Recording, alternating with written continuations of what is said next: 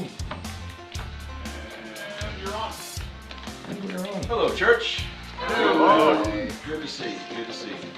Hey, I just got back from that pastor's thing down in Alabama, and we ended it up with really bad jokes last night. And I didn't get a chance to tell mine there, so I'm going to tell them here. Pete just mentioned pirates and reminded me of it. Thanks, Pete. Sorry. What's a pirate's favorite letter? R. You think it's R, but no, it's actually the C.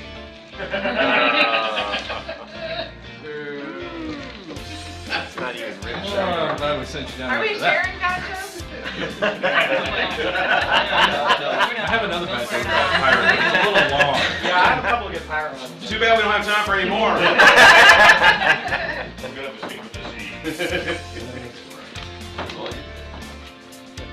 Back in 1 Samuel this evening. So is the missionary, is he okay?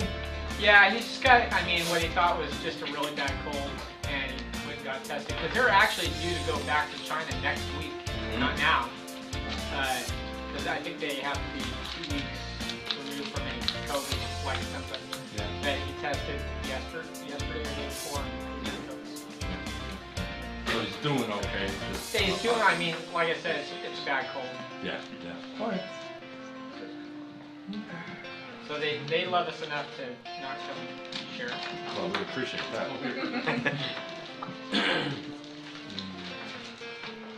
Yeah, we need to pray for them as well, because they were supposed to be in Missouri this on Friday. And What do you now it's Yeah. I'm sure their schedule's pretty tight when they're here. Probably miss out on a lot. they had a few weeks off, but now because their son is he's in the army, he's stationed up at Fort Campbell, so they came out to see him. They thought they would come yes, all they're at it. You can barely hear that whisper in the room, but I bet online it's like, It's super loud. it sure came through loud and clear on my first screen. Yeah. All right, so we hate that they're not here, but that gives us the opportunity to get back into 1 Samuel. I was distracted by Ron's perfume. Yeah. Ron changed his perfume. It's kind of nice. Very kind of apple pie. So, 1 Samuel, chapter 22. 22. And so, That's an even number, so it's on me, right? yeah, and especially since my notes have disappeared. Oh, okay. It's totally blank. Totally blank. Well, that'll Dude, that's fill in. Nice That one. happened to Okay. me. Yeah, that happens. See if I can do. I guess we'll find out how much At least I you were in remember. Haiti. No, I'm doing my meeting.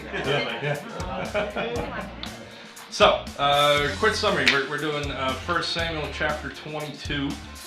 David's still on the run, and he goes to the cave of Adullam. And the Lord sends his family and 400 men who are discontented to join him there. David organizes the men and is captive over them. Did you find it? Got it. Okay, good.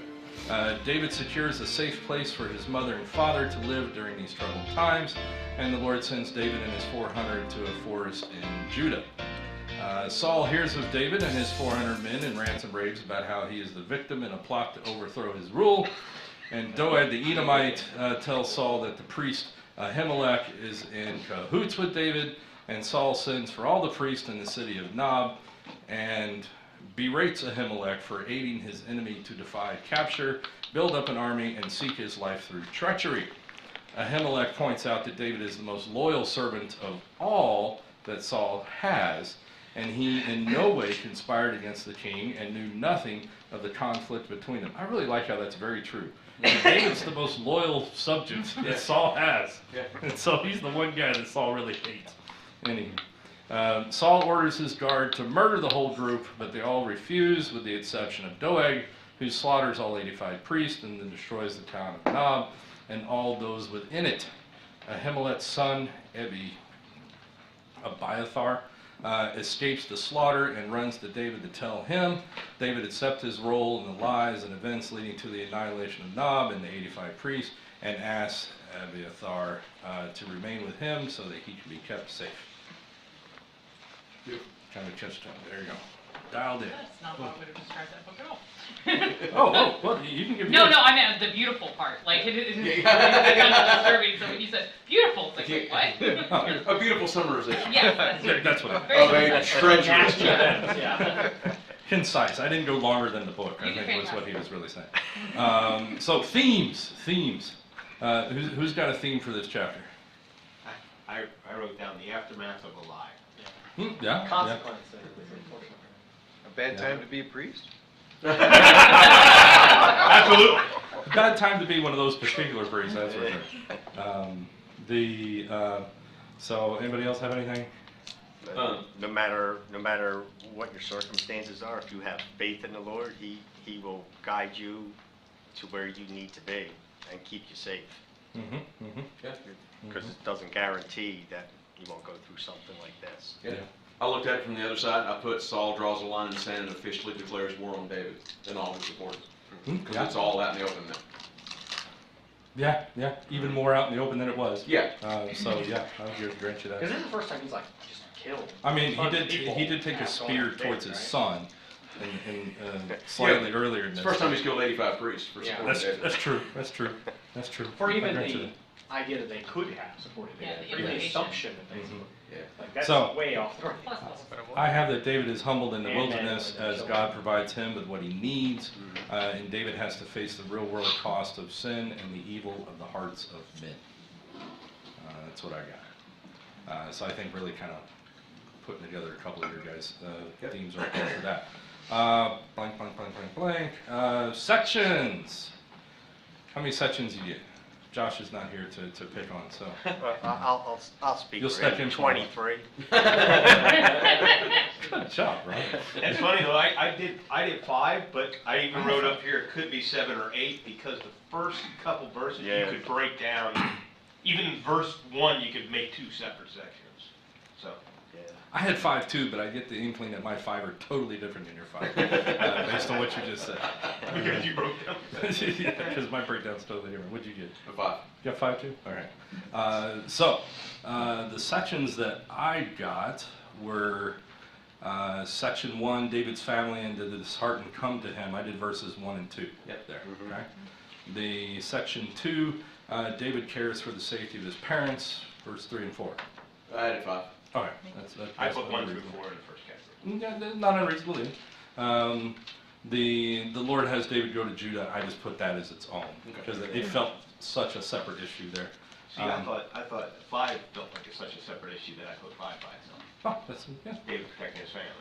Because they kind of separated it from them joining him and then him do it. Anyway, that's why. Yeah. Section 4. This is. I let this run together. Saul truly rebels against the Lord, is what I put. Verses 6 through 19. I went through 6 through 8 and then 9 through 19. Yeah. I Okay. went 6 through 10 and then 11 through 19. Yeah. I just kind of let it all run together, and then section 5. Abiathar escapes to David. Verse 20 through 23. Yeah. Hey, I had that one. Hey, Very similar, no? finally at one accord. Yeah. Did anybody focus on any particular section? Anything really catch your eye? Something I wasn't expecting caught my eye, and so I'm going to reserve my comments on that until then. We'll see if anybody else picked up on it. Ooh, in secret. Okay. I thought it was a section where the king has gone off the rails, and even the guys, like his right-hand guys around him go, yeah, we're not going to do that. Like, Yeah, well, we're not going to kill these priests, I'm not going to do that. except for that one.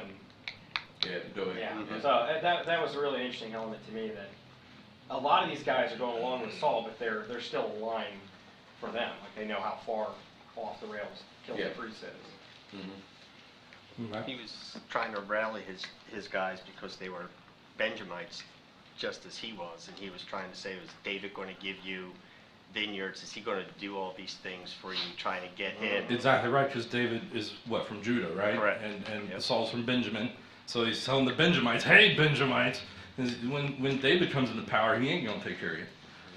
So you better lean into my camp, because I'll fix it for you." Yeah, we're not killing these. Really leaning into the fleshly desires and stuff like that, and power, things like that. I didn't necessarily focus on this, but I found this part interesting.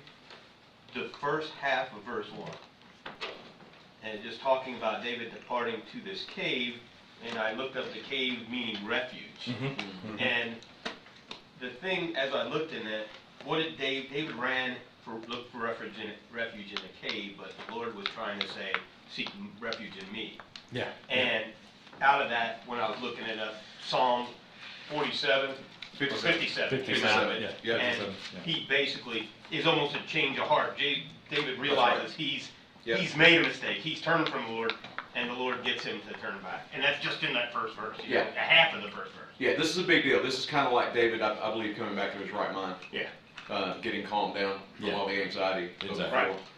This is and where he's- the humbling kicks in. And Absolutely. He's come back Because around. you look at the words of that Psalm 57, because in the title of it, it says, to the chief musician set to do not destroy a miktam of David when he fled from Saul into the cave. Be merciful to me, O God. Be merciful to me, for my soul trusts in you. And in the shadow of your wings, I will make my refuge until these calamities end. Yeah. Yeah. It's It referenced Psalm 142 as well. yeah, 142. Which is you are my refuge, basically. Yeah. You know, so yeah, I mean, and that one's written in the cave too. Yeah. When he was in the cave. yeah, I just like the way 57 Now, there's said kind of David's heart. Yeah. You know? And realize I it. think the reason why 142 is directly associated with this time is kind of the wording of it. But Yeah. David spends quite a bit of time at this cave over periods of time Right. of his life. Right. It's not the only So time it he might comes not back be here. that specific time. Yeah, and I kind of tried to dive into that a little bit and see how they justified it as this time. That's why I thought 57 was more. 57 is very direct. I think 142 is probably during the same time period. But that the has- thing, what it tells you is that cave is kind of in Judah, so it's still, he's still in the land of Israel, or in Israel anyway. Mhm, mhm. And, you know, he hasn't gone out. Yeah. Yeah, this is Good. not So what what's the comes- application for that? For what we just see happen in David, this moment of clarity, or this repentance, maybe you could even call it? Yeah. What's our application for that?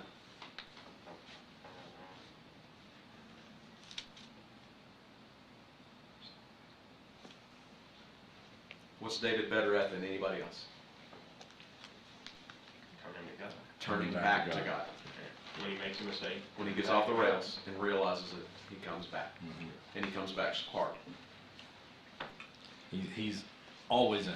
Yep. Is what I like about him. And that's, see, to me, that's why God always says he's a man after his own Yeah. heart. Because he never looks to another God. That's right. Sometimes he goes off the rails, but when he realizes, he turns back to the one true God every time. And whatever he does, he He's does not building 100%. idols. Yeah, You know, and and- 100% turn Yeah, back. yeah. And he doesn't commit. to When he go realizes the that he was wrong way. 100% the wrong direction, he turns around as fast He as does the whole possible. 180. Yeah. He doesn't- He doesn't, the difference between he and Saul, well, I mean, obviously there's huge difference. Huge difference. But He's a little shorter than Saul. practically speaking, He's not hiding in the equipment. he doesn't justify his mistakes. Right. Yes. No, he says I'm wrong. Exactly. Because like we saw all through Judges, it seems like everyone that came along through Judges eventually stepped off and never looked back. They found that thing that split them, and they never really recognized it or looked back at all. They just kept walking off. Whereas David, instantly, the minute he realizes, compared to so many that we The only thing he really let draw out was the deal with Bathsheba. Yeah. And it was a couple of years that God let him sit there and stew in that. And I bet it was an awful 2 years. I bet he wasn't at peace a minute of that 2 years. Mhm. Because that was one he didn't even be told about. He knew he was wrong in all of that. But God said it Nathan to kick him in the butt. Yeah. He was justifying it in his head somehow. But even after all that time, Yeah. he didn't dig in. He didn't say, oh, Yeah. I justified it. No, he was like, now it's been pointed out to me, I can't even You're right. justify myself in my The own man mind. is you. Yes, it was me. I'm the worst. It was You're me right. all along. I was wrong. I would take that guy out. Oh no, how do I do that? Okay, so I kind of focused on two separate sections. One being the first section, because I think it's very important for the development of David, and a lot about what we just talked about in that first little verse. Another thing that Adullam means is justice of the people. And I think it's interesting that those 400 guys come there. The other interesting aspect, did anybody find the 400 themselves interesting? Anybody see an interesting tie-in here? Something that might be a little magical? They were in distress as well. They were in distress. They were disheartened. This They is were- bitter in the soul. They were, Yeah. yeah, exactly. Bitter in the soul, and that's that kind of distressed thing. It's bitter in the soul. They were at rock bottom, and they come to David, all right, and they form under him, right? He brings them together. They're not a rabble group running around, right? These Yeah, it could- doesn't say a bunch of rabble men. Yeah, around David. yeah, these guys Worthless just men. go crazy and start, knocking off the local villagers or anything.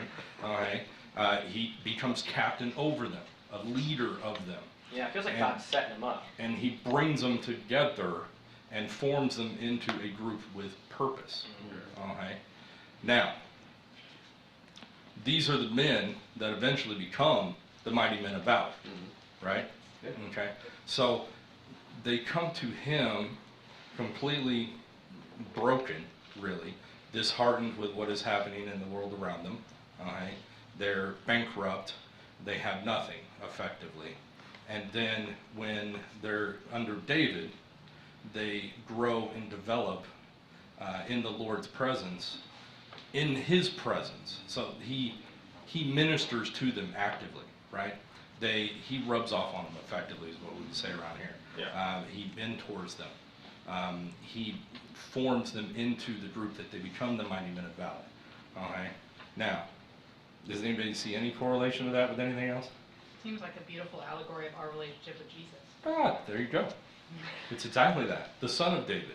We become broken to the Son of David. And He puts us back together and gives us true purpose and points us in the direction that we need to move in. And we are under Him as our King. That's the thing that's interesting to me about this group of guys. They weren't, like a lot of times you run into disgruntled people, they band together and they look for a leader that will get them where they want to go. It's very self-serving. And so eventually those people stop following that leader Yeah. once they've used up what they needed from him. What they needed from These him. guys get devoted to David. They truly wanted to be led somewhere. I think these guys are called Yeah. by God to be there. Yeah, I agree. And their calling is just as important as David's calling Yeah. in this place. And I think that's a very important point to be made there. So they're distressed, indebted, they're bitter of soul, and just like once they come to Christ, driven towards righteousness, seeking a better way than their own, is effectively the good allegory in this. On a smaller scale, I also see something there in when you get so disgruntled with whatever circumstances of the world or make you disgruntled and discontented and bitter of soul or whatever it was, you have a tendency to feel alone. And I think there's a message here that you're never the only one that feels that way. Yeah. And you're never at a loss for hope in the God story.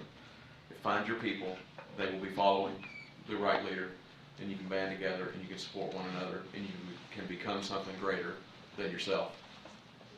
So long as the focus is not yourself. Yeah, yeah. And in that, God doesn't have David work alone. He provides him with the support he needs in that place to move forward with him. So, just like God often calls others anointed to come and assist under whoever is the leadership of that church or group or ministry or whatever, He calls others that are necessary to the fulfillment of that ministry to that place to fulfill the role that they need to fulfill. And all that is in this little section. I also think it's always beautiful that He sends His family there. The brothers and the mom and the father. The Lord brings them to Him to help him in this time because he's real low. Because we talked about that last time. Like, he got so off the rails because he'd never really felt alone with that. Yeah. And we don't know much about David's family, but what we are given is, early on when David was young, his family didn't seem to think a whole lot of him, right? They left him out in the field while everybody else was coming to the service and everything. to the meal. And then the next time we really see him is when his brothers are berating him on the battlefield before he, whacks Goliath. And we don't really have any understanding of his relationship with his family after that.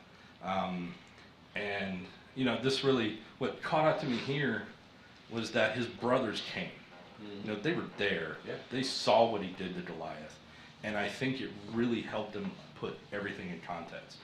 And I think they literally changed how they felt about David in that time.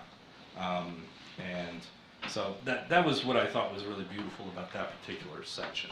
That did really stand out to me when it said, and his brothers, and he separated his brothers from the whole father's house. He didn't say everybody in his father's house came. He said his brothers in his whole father's house. Yeah. You know. So, because we know how because brothers. the last we saw, his brothers were berated. Yeah, and his brothers are older brothers, and the older brothers are not good at submitting. We know that from previous Bible stories. Okay, so they're likely to throw you in a ditch and try to sell you something. And if you read into what is written, his mother and father stay behind, but it seems his brothers went with him. It doesn't give the impression that his brothers left off of anything. His Or brothers stayed with his mother and might father. have remained as part of the 400 Right. too. We don't really have any. Yeah, there's nothing specific about that, but I don't think any of his brothers are listed. I don't think so. they're definitely not listed. Yeah, they're not listed anywhere else. So we don't know exactly But what not happens all the there. 400 are listed, or even the 300. There's Oh yeah, exactly. a long But it's list. interesting. There's 30 that are listed. It really feels like he turns back to God, and God's like, okay, you're ready for the next step of the plan. Here's these guys, here's your family, we're going to set you up for what you should have been doing. Okay, now we're ready. Yeah, it's very much like the Moses story, in that when he's leading the people, and they're disgruntled and discontented, and they're being ugly to him, and he goes to God and he's like, if it's going to be like this, just kill me. Like literally, just kill me. And that's really him reaching the end of himself. It's like he finally looks to God and says, I can't do this. And God's like, finally. Finally. I know you can. I've got 70 guys that I've been waiting to bring in to help you do all of this stuff. Right. And this may be the exact same thing. Yeah. Why Moab? Oh, why Moab? Does anybody else know why Moab? Why did he take mother and father to Moab? I was actually thinking about that. Grandmother I didn't look Ruth. into So, it. 'Cause of who is David's great grandmother? Is it great I think grandmother? it's great grandmother. Great grandmother. Great-grandmother. See, I thought great grand. I thought. Wait, it, you're right. it's You're David's right. great grandmother. Yeah, Jesse's grandmother. Yeah, was Ruth. The Moabites. Yep. So he took them to family, effectively, and a place where they would be safe. I'm assuming that's what you were. Yeah, that's where I was going. Of all the places that the options that he had to take it to, everybody's an enemy of Israel. Right, that's what I'm thinking, and he felt that they would be safe there. Yeah. Because Yeah. it says they stayed there. So there must have been until- something in their culture that Yeah. would have triggered him to think that. Plus, honestly, the other side of it is, like, maybe, and this is reading it into it, but maybe Moab is different from Philistines, perhaps, in that maybe he knows the king over there, and maybe he knows that king is going to be like, well, I hate Israel, and now Israel's going to hate him, so maybe I should be friends with him, so we can maybe we can friends with yeah, maybe he'll flip over here and help me. the enemy of my enemy is my friend. Yeah, type thing? might be. Quite possibly. Yeah. But yeah, that's the important understanding of that relationship there. Is through Ruth. There are family relations to the Moabites. So thus that's a good relationship there. And maybe the Moabites were really into bloodlines. Maybe, and they were really deep into that. Yeah. And so, because, I mean, frankly, if they had no clue, I don't see why the king of the Moabites would care, really one way or the other. He might have said, sure, I'll hold on to them as slaves, I'll do whatever you want, just leave them here on the doorstep and I'll put them into service. But we don't get the impression that that's what happened, they were taken care of there. The section I focused on the most is really that 6 through 19, where Saul murders the priest. I think it's easily a good focal point for this chapter because it feels kind of an intense way to go. Do we want to read all that? Sure. Okay, so start with 22, sits there. When Saul heard that David and the men who were with him had been discovered. Now Saul was staying in Gibeah under a tamarisk tree in Ramah with his spear in his hand and all his servants standing about him. Then Saul said to his servants who stood about him, "Hear now, you Benjamites, will the son of Jesse give every one of you fields and vineyards and make you all captains of thousands and captains of hundreds? All of you have conspired against me, and there is no one who reveals to me that my son has made a covenant with the son of Jesse. And there is not one of you who is sorry for me or reveals to me that my son has stirred up my servants against me to lie in wait, as it is this day." Then answered Doeg the Edomite, who was set over the servants of Saul, and said, "I saw the son of Jesse go unto Nob to Ahimelech, the son of Ahitub. And he inquired of the Lord for him, gave him provisions, and gave him the sword of Goliath the Philistine. So the king sent to call Ahimelech the priest, the son of Ahitub, and all his father's house, the priests who were in Nob, and they all came to the king. And Saul said, "Hear now, son of Ahitub." He answered, "Here I am, my lord." Then Saul said to him, "Why have you conspired against me, you and the son of Jesse, in that you have given him bread and a sword, and have inquired of God for him, that he should rise against me to lie in wait, as it is this day?" So Ahimelech answered the king and said, "And who among all your servants is as faithful as David? Who is the king's son-in-law? Who goes at your bidding and is honorable in your house? Did I then begin to inquire of God for him? Far be it from me. Let not the king impute anything to his servant, or to any in the house of my father, for your servant knew nothing of all this, little or much." And the king said, "You shall surely die, Ahimelech, you and all your father's house." Then the king said to the guards who stood about him, "Turn and kill the priests of the Lord, because their hand also is with David, and because they knew when he fled and did not tell it to me. But the servants of the king would not lift their hands to strike the priests of the Lord." And the king said to Doeg, "You turn and kill the priests." So Doeg the Edomite turned and struck the priests, and killed on that day 85 men who wore a linen ephod. Also Nob, the city of the priest, he struck with the edge of the sword, both men and women, children and nursing infants, oxen and donkeys and sheep, with the edge of the sword. Goodness. Yeah. The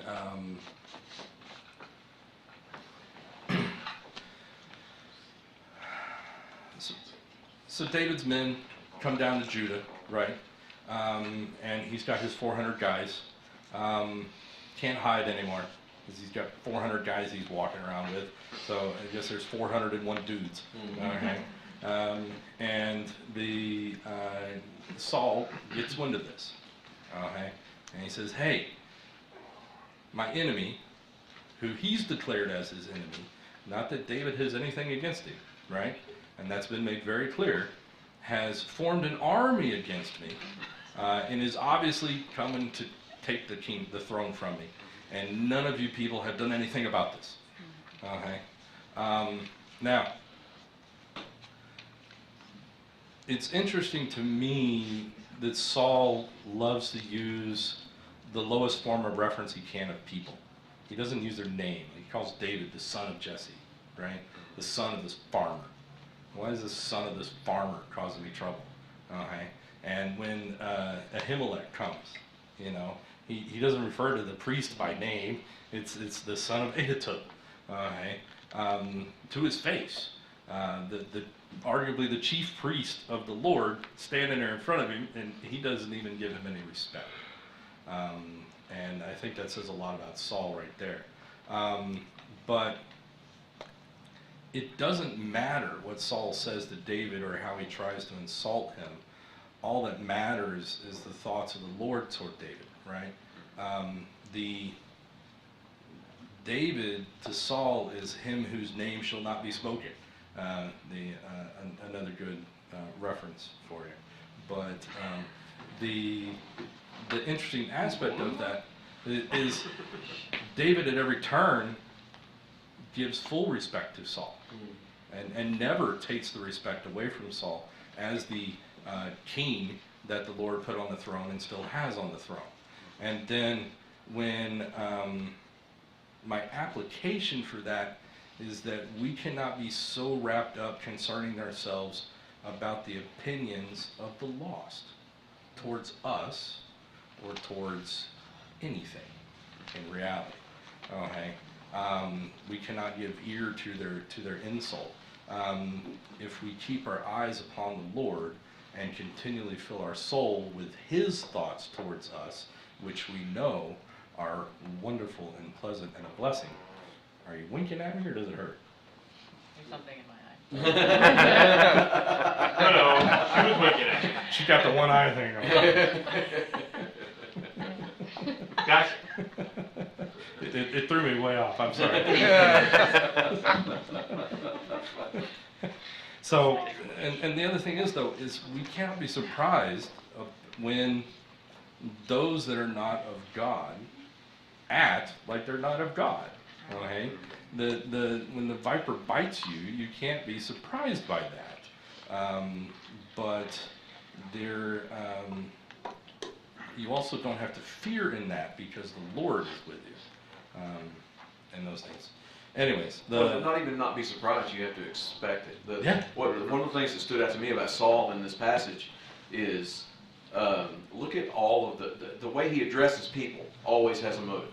He's always trying to convey something. Yeah. He's a bully. Oh, very much so. Yeah. Look at how he treats his people. These are his servants standing in front of him.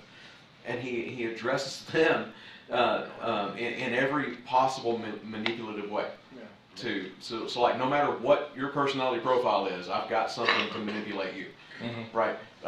So first of all, it's, hey, Benjamites, you're my people. You know, I'm going to lavish all of these wonderful gifts on you. I'm going to make you the heads of thousands and commanders and all that. David can't do it for you. I got you. But then he turns right around and chastises them for not being loyal enough to him, and then tries to play the sympathy card to manipulate him that way. Oh yeah, the victim mentality is not new. He feels right? like deranged by this point. I mean, he feels like almost to like a comical level that he's just so. There's nothing else in it. It's just this single-minded hatred of David. Yeah. All-consuming. Although there is still some wisdom in it. Why Ramah? Why is he in Ramah waiting? Okay, I didn't look into that. That's where David went last time, to Samuel. That's right. Yeah. That's where he Still holed up with waiting. Samuel last time. So he assumed he was going to, just like I assumed David should run there. He assumed that he was going to run there too. Yeah, Jeez. that's good. But still, I that's missed all that. I that like he thinks about. That's every moment Yeah. of every day. Yeah, oh, he's consumed. Yeah. And he's so consumed by it that he sees conspiracies and everything around him. Everything's That he even knows that his servants prefer David. Well, they did write songs. And I'm pretty sure they gave him the best cut of meat at the dinner table. Well, so. interesting too, he brings up the fact that Jonathan Jonathan hasn't been part of this part of the story yet. Yeah. But he still goes back to that. Yeah. None of you even told me when Jonathan betrayed me Yeah. and teamed up with David. It would be interesting to know what Jonathan's up to right now. Yeah, Yeah. I know, in that's this time something period. I thought. Because he does speak to him like about him, but it would be interesting if he had been around. Or obviously, I don't think he's in the I don't room. think he's or there. anything. He's probably having a period just like David's. Probably Like his whole quite a world bit. just fell apart. Yeah, so he's having to. He probably volunteered to go to some other border and hang out, whack a few bad guys. Meredith? It just paints a picture of just how much the world hates Jesus. You know, like when you're reading through it, it's just like really struck by that feverish must destroy anything that even hints about Jesus and hints about Christianity or that kind of thing. And it's just like there are some like agendas about that, like, and it's just so present now. Like I saw a lot of today in that scene. Without purpose, Right. you know, because there's no reason to be that way. Yeah, I mean, And there's no reason in Saul to have this hatred towards David. Right. There's no legitimate cause for any of this. And every time somebody points that out to him, he tries to shove a spear through him, right? Well, this is something, the wicked are notoriously paranoid. Yeah. Petty, spiteful, paranoid. Why? Because they don't have a foundation. They're not Because on they anything. are petty Yeah. and spiteful. Mhm. And their assumption is everybody Everybody else else is is going to doing. treat them the same way they Yeah. treat them.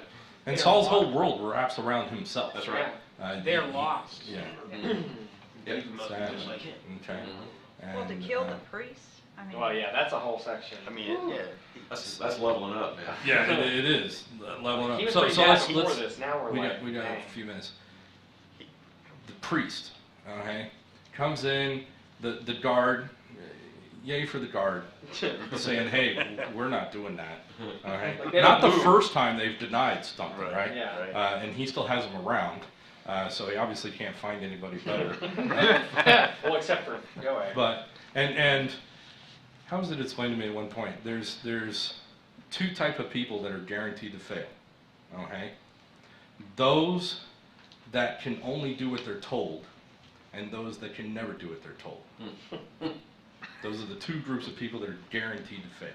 Okay, and so I really am kind of a big fan of the guard in that sentence where they're like, nope, ain't doing that. They don't move. Okay. They just don't even budge. So Doeg, who is not an Israelite, Right. right? Yeah. He Says, doesn't care about the priest. sure, whatever.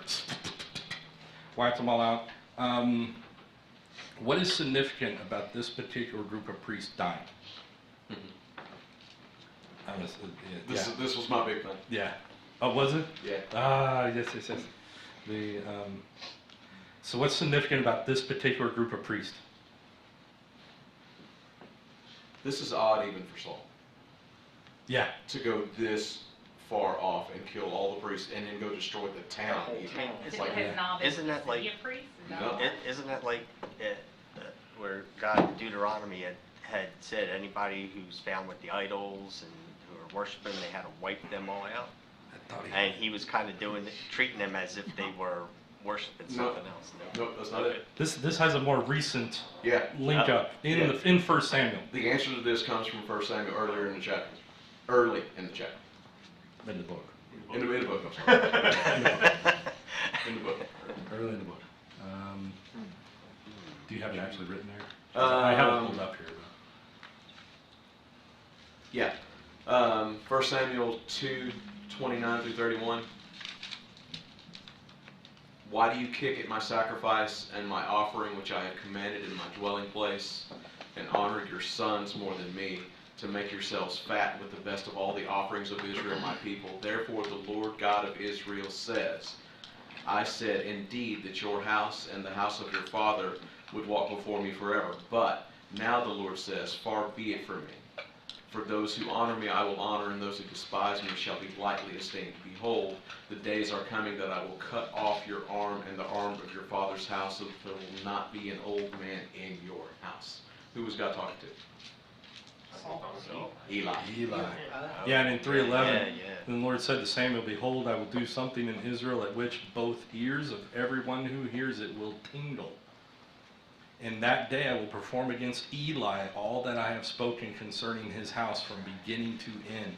For I have told him that I will judge his house forever for the iniquity which he knows, because his sons made themselves vile, and he did not restrain them. And therefore I have sworn to the house of Eli that the iniquity of Eli's house shall not be atoned for by sacrifice or offering forever. Ahimelech is the great-grandson of Eli.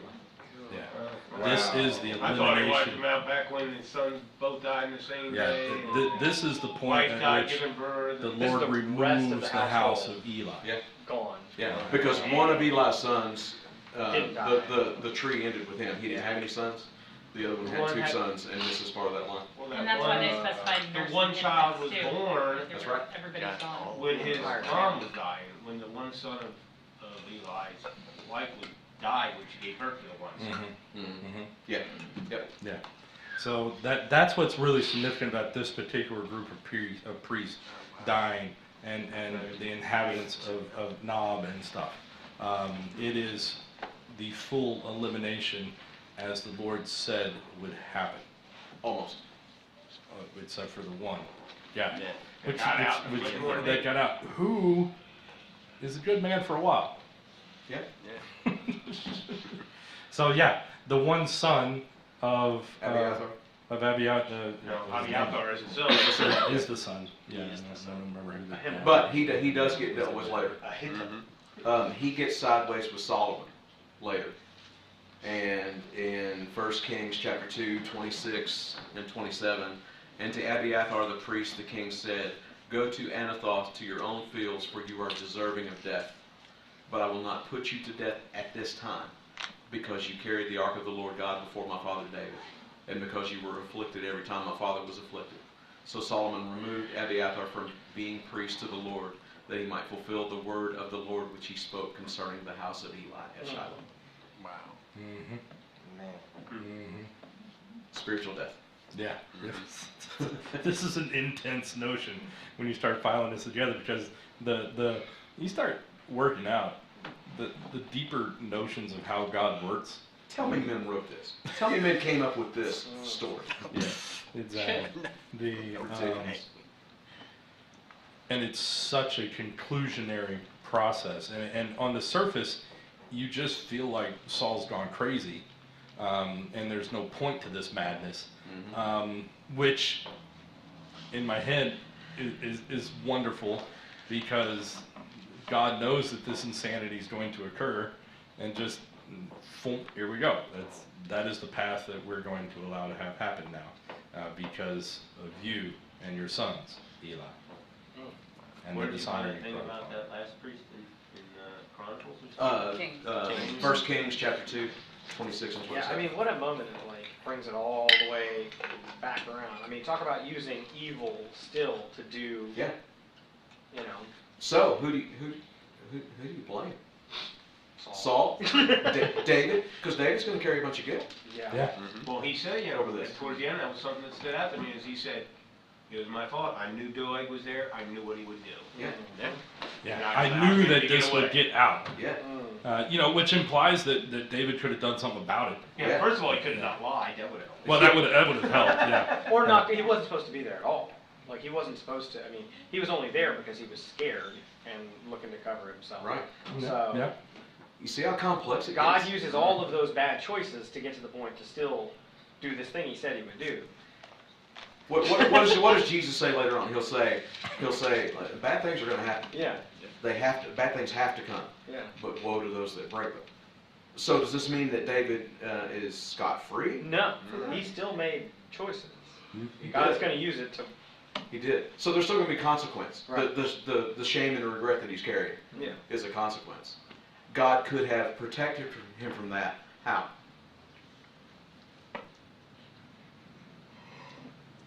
Could have had the Spirit come upon him and send him somewhere else.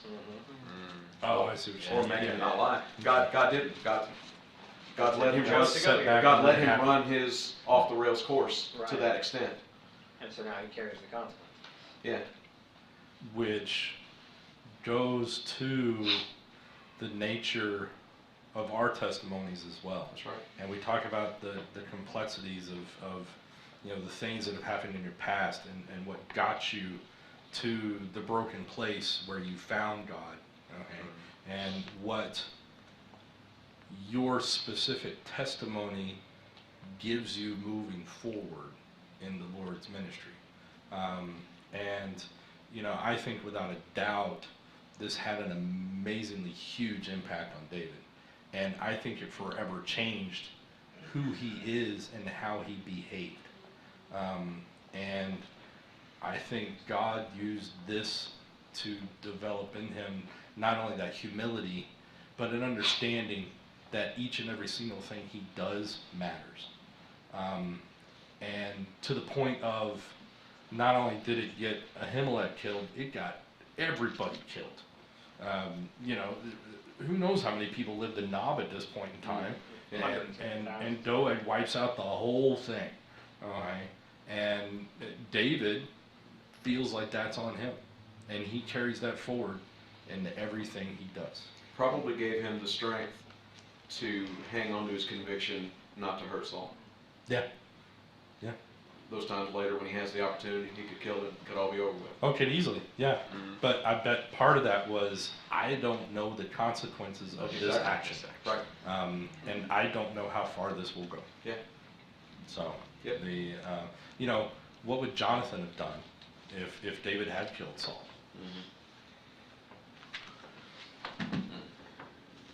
Anyways, in an effort to end on time, and seeing that in my notes, I ended with half a sentence.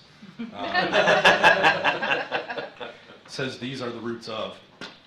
So, obviously, had a good thought, obviously had a good thought going before. I want you guys to think about that and then make your answers. What are these roots Fill in of? the blank. There you go. Last word. God's prophecies come true. If he has said something is going to happen, it is going to happen. Don't allow what you see before you to keep you from believing it. You know, there's several points in this story. If you're just studying the story of the bloodline of Eli, until you get to the end of the story, there's several opportunities for you to think, it's not going to happen. It's not going to happen. This is quite a while later. It's not going to happen. It happens. There's a point here where the son gets away. Oh, we got everybody but one. No, that gets dealt with too. Nobody's getting away. So if God has called you, if he has told you something is going to happen in your life, and it's taken a while, don't worry about it. No, it's also interesting because when you look at the actions of the son, for the most part, he is devoted to David. You know, in priestly duties and stuff, and Abiathar does some wonderful things with David. Yeah. And I always wonder now if some aspect of that was due to his knowledge of God's curse on his house. Could be. And he thought, maybe if I'm good enough, I'll get away from that. Which speaks a lot to the nature of today too. There's no indication that he had any wrong motives. I don't think he had any wrong We motives. don't actually see. I think like we don't see David- anything bad about any of these priests. True, we don't. We really don't. But the nature of that too is, well, I guess we kind of make the assumption that there was some issues going on. Well, yeah, 'cause because the the Lord kind of example of, implies that there's some issues going Yeah. on fairly permanently in Israel at this point. Yeah. So, They I'm got pretty it. sure something was a little awry. They got issues, all right. Yeah, because the family that they came from, like we know some of the awful stuff the grandparents were that led down the line to this group now. Yeah. So I mean, it can't have been all squeaky clean, probably. Yeah, Yep. yeah. And So we don't even have to assume that. Right. We can assume that everything was great. That's right. definitely Lord can. had- Or just called him home. Yeah. Because No, that it's was his interesting the plan. timing. The only reason why I have a tendency to weigh more on the other side is because this is the generation that the Lord chose to move in on Right. That's the only thing I tie into that. So I just assumed that there must have been some particular problem in this group of people. That's pretty harsh Well, judgment. right But at, that sure, is- right at that point, he wiped out the most of his. If you didn't, like I didn't look into that, I didn't see that, and I don't even remember that till you just pointed that out. That's why I went and looked at it in Kings. That last guy, this guy here. You know how I found that? How's that? Notes in the center of my I columns. told at you the to bottom. go there. Yeah, There was a cross reference to both of those. Yeah, so you go there and you see, and you're like, wow, There it because specifically the Lord writes out that this is the final piece of all that other stuff. Yeah. But how it happened with both his sons dying and Eli falling and breaking his neck, you're thinking it's done there. Right. But like I said, it does say right before that that son was born, Mm-hmm. and it was like, well, why was that mentioned? Yeah. And the mother dying. Yeah. But now you say, okay, well there were still other people. Generations later. Generations were still coming down, and then this happens, and the Lord completes His plan. Yep. Always. And it's easy to get into that what if too, of like, what if, different choices have been made. The plan's going to come around.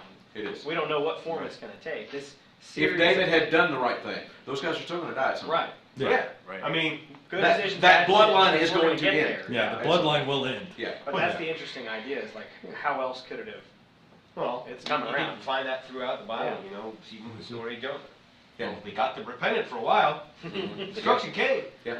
It didn't come. They got an extra. Well, however long years, before they 40 years or whatever it was that they. Yeah, Added. the multitude of generations Yep. before it came to an end. But it still came to fruition. I wonder how many of those priests were familiar with that. I bet they were all familiar Makes with you that. wonder. I just find it interesting that Doeg killed them all. I'm like, were they all just waiting for us? That I was wondering too. Slaughtering.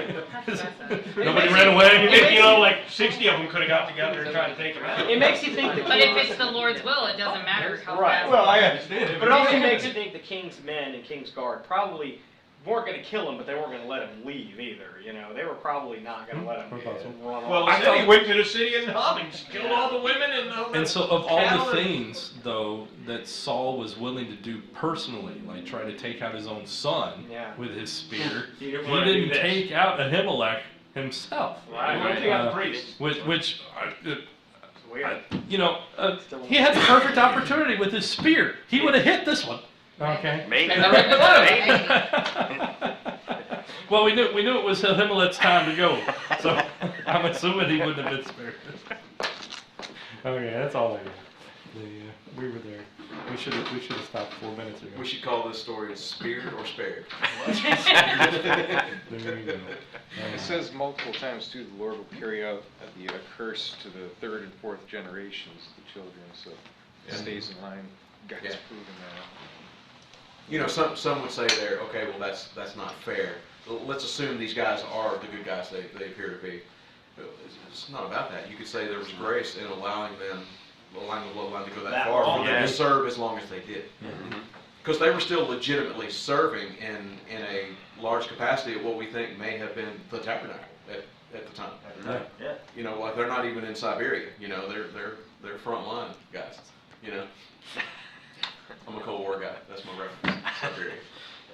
Lord, thank you for tonight. Thank you for your wonderful word. Thank you for this great conversation. Thank you for people that care about your word, desire to know what it says and why it says it, and what we're supposed to do with it. Lord, I pray that you would continue to bless these conversations, continue to teach us how to learn what you have written down so that we can observe and interpret and apply it to our lives. There are things in this that we can learn and carry with us out of here, and it can be a teachable moment for us. We're not here just to learn information, not just to pile up facts and understand the stories. We want to know why we need to know that.